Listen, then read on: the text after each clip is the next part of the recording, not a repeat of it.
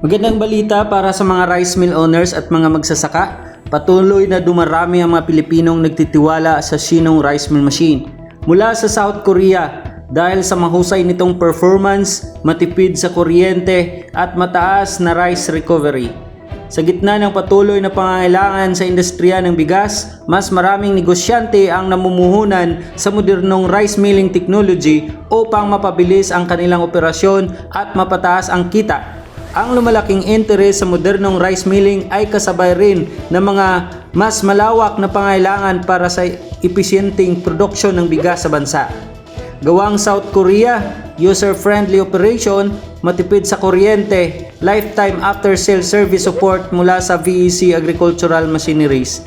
Kung balak mo magsimula o mag-upgrade ng rice milling business, ito na ang tamang panahon upang malaman mo kung bakit maraming rice mill owners sa buong Pilipinas ang pumipili ng Shinong Rice Mill Machine. Sa kabila ng patuloy na kakulangan ng lokal na produksyon ng bigas sa Pilipinas, nananatiling umaasa ang ating mga magsasaka na mas mapalakas pa ang suporta ng pamahalaan sa sektor ng agrikultura. Ayon sa mga ulat, nanatiling mababa ang lokal na produksyon kumpara sa kabuuang pangailangan ng bansa. Kaya patuloy ring umaasa ang Pilipinas sa pag-aangkat ng bigas upang matugunan ang demand.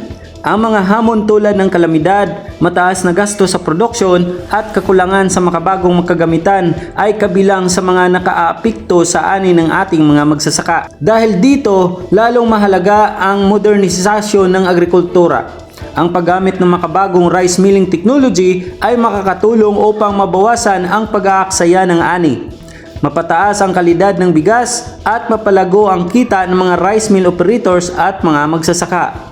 Isa sa mga teknolohiyang nakakatulong sa layunin nito ay ang Shinong Rice Mill Machine mula sa South Korea.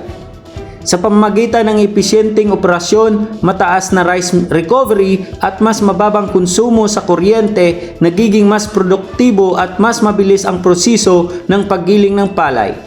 Ang pag-unlad ng agrikultura ay hindi lamang nakasalalay sa sipag ng ating mga magsasaka, kundi pati na rin sa patuloy na suporta ng pamahalaan, pribadong sektor at paggamit ng makabagong teknolohiya.